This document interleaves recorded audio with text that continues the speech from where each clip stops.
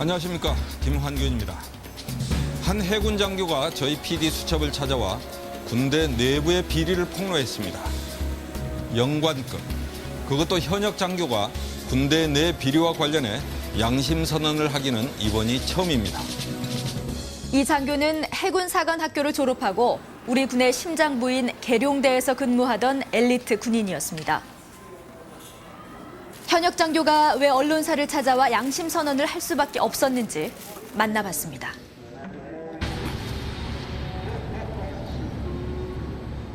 한 현역 장교가 PD 수첩 취재진을 찾아왔다.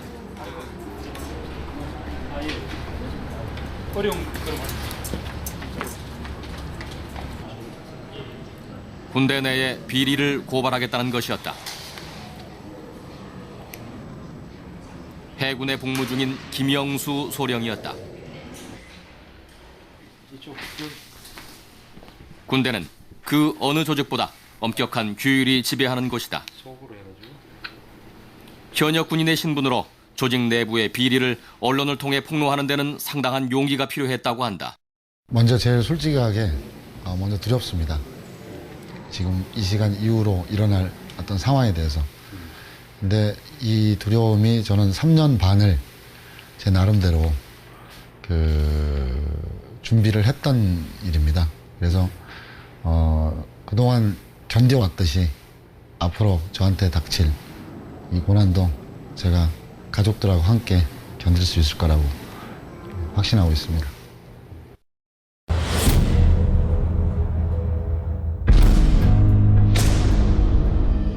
전 해군 소령 김영수라고 합니다. 우리나라를 지키는데 필요한 무기를 사오는 거라고 생각하면 됩니다. 외국에서 들어오는 무기에 대해서 잘못된 것들이 과거에 아주 많았거든요. 높은 사람들과 연관된 게 아주 많았어요. 그 문제는 곧 우리 안보를 위협할 수 있고 우리 소중한 젊은 친구들 목숨까지 때문에 단 한 사람의 소중한 목숨 그거 어느 것도 바꿀 수가 없다고 생각합니다. 4세대 전투기 사업은 이제 한국 공군이 보유해야 되는 전투기 숫자가 대략 500대 정도로 예상됩니다.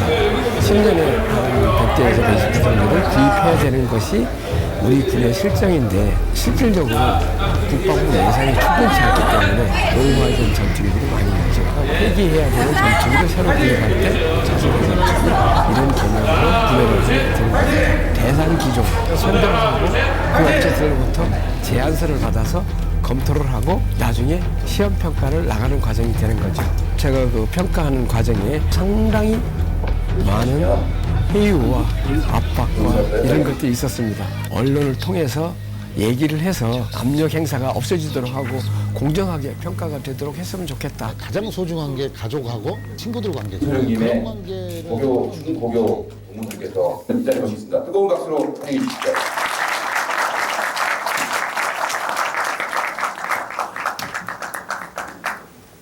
그래서 월급 받고 배운 대로 한 건데 그것이 이제 마치 좀 대단한 일을 한 거 아니냐. 나는 그런 것 때문에 제가 지금도 많이 상당히 좀 부담스럽고요. 그래서 정말 너무너무 감사하고 제가 드릴 말씀은 진짜 너무 고맙다는 말씀밖에 못 드리겠습니다. 고맙습니다. 수령님 고향이 전남 장성이시죠? 예, 장성군 삼계면. 해군 생활학교 졸업하시고 줄곧 군 생활하셨을 거고요. 예. 그 후에 몸담았던 곳과 지금 근황을 좀 알려주시겠습니까? 제가 여기 장성을 떠난 지가 87년도입니다. 그리고 지금 한 30년 정도 됐는데요. 2011년도에 전역을 하고 국민권익위원회 조사관으로 5년간 여기 보시면은 이 방산 비리 분야를 조사를 했고 그리고 2년 전부터는 정말 제가 사회생활을 꼭 한번 해보고 싶었습니다.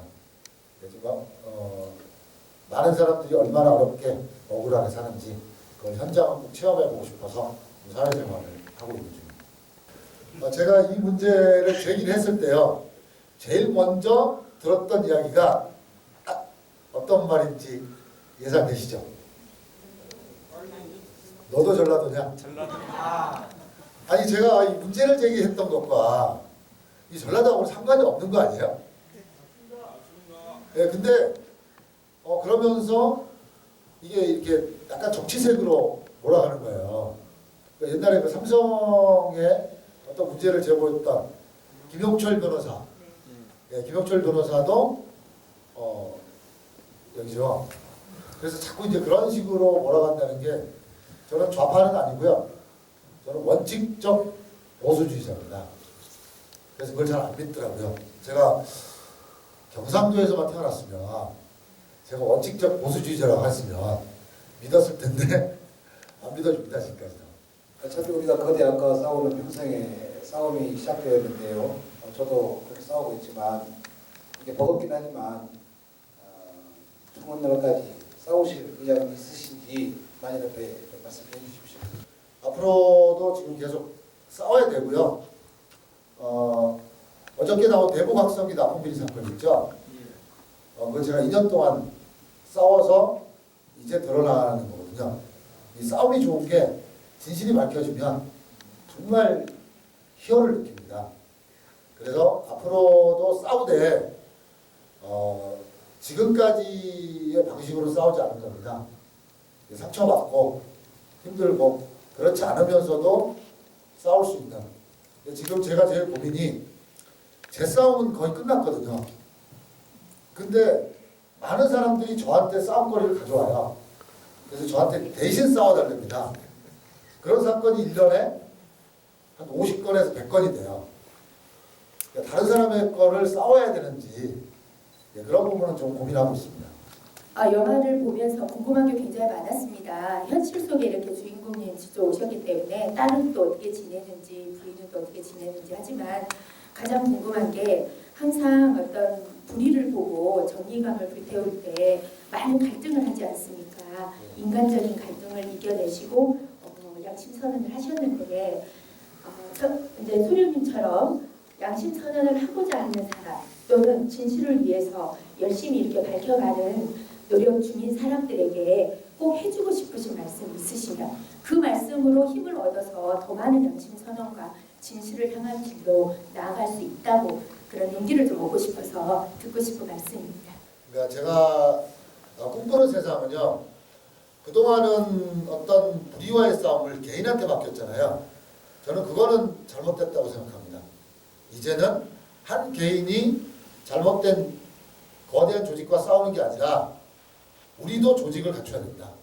싸움은 개인과 조직의 싸움은 무조건 개인이 집니다. 그래서 조직과 조직의 싸움. 그래서 한 사람의 어떤 그러한 것이 아니라 우리 모두가 같이 합심을 하면 어떤 것도 이겨낼 수 있고 그래서 정부한테 말하는 것도 그런 제도와 시스템 그런 부분들이 돼야지 여태까지 개인한테 맡겼던 싸움은 이제는 그만했으면 좋겠다. 이게 제 생각입니다. 우리 한국군이 생길 때부터 오래된 적폐예요. 네, 맞습니다. 상군이 다 그래요. 상군이. 제가 있을 때도 사병입니다만 대대급으로 대안이 한 마리 나오면은 장교 간부 새끼 다 쳐먹어버리고 사병들은 국물밖에. 그것이 군사비리, 방사비리 가장 기본적인 거예요, 그게.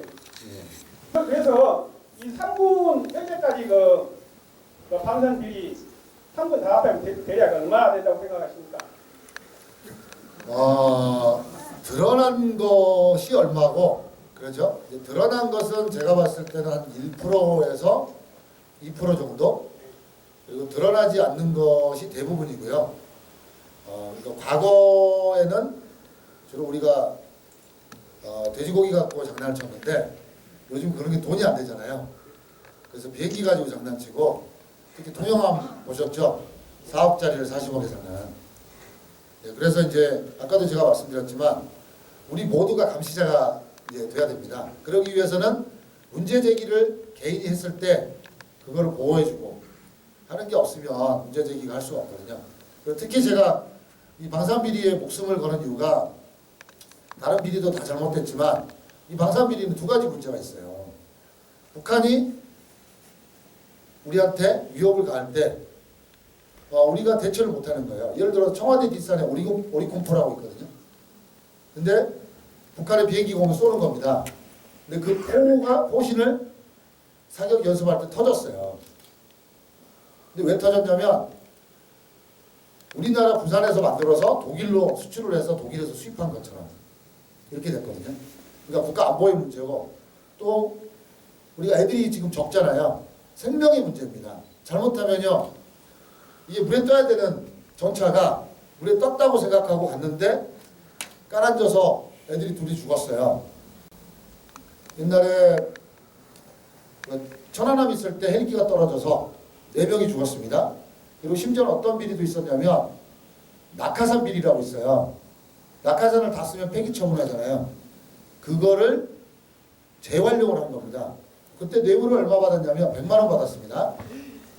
100만 원 받고요. 그 낙하산 재활용한 거를 우리 애들이 타가지고 떨어지면 죽죠. 그래서 이거는 우리 애들의 목숨에 관한 거다. 그래서 반드시 이거는 꼭 해야 된다라고 저는 생각합니다.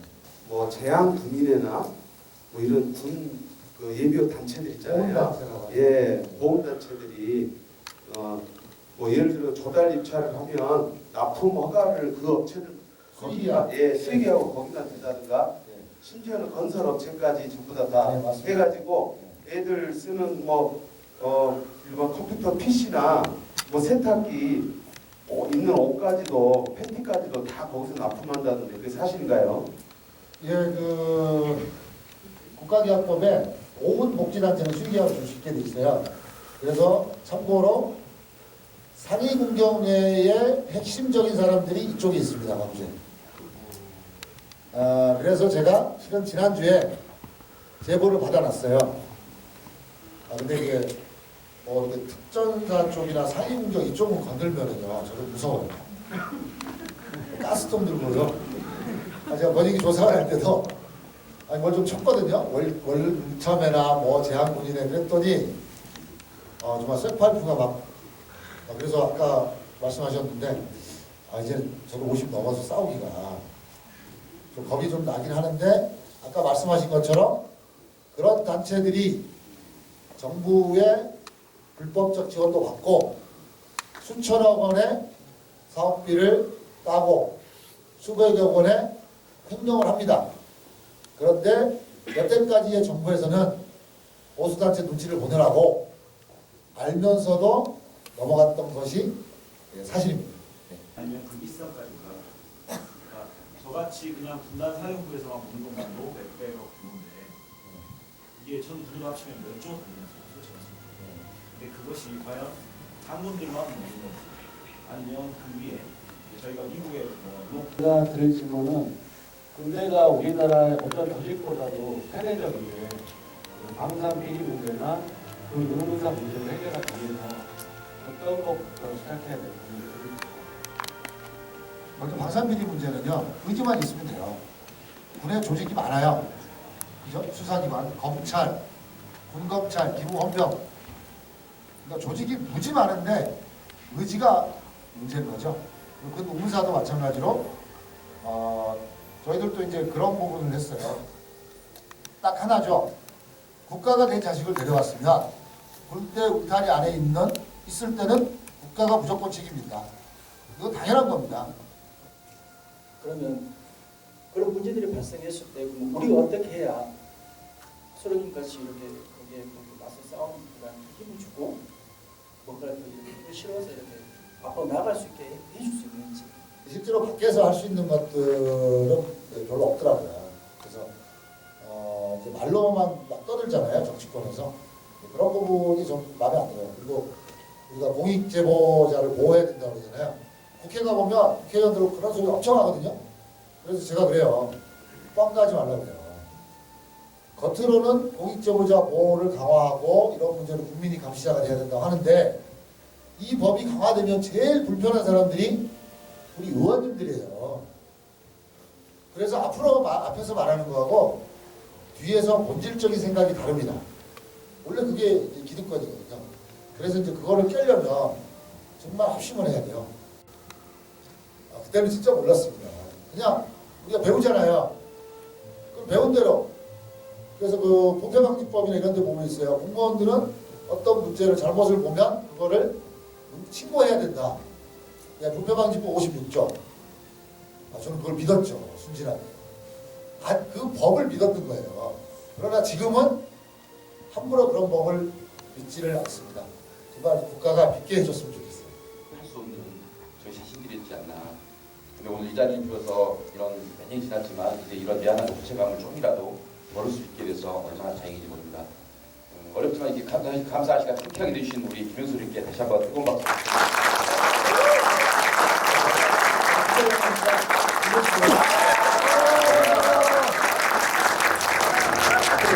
부탁드립니다.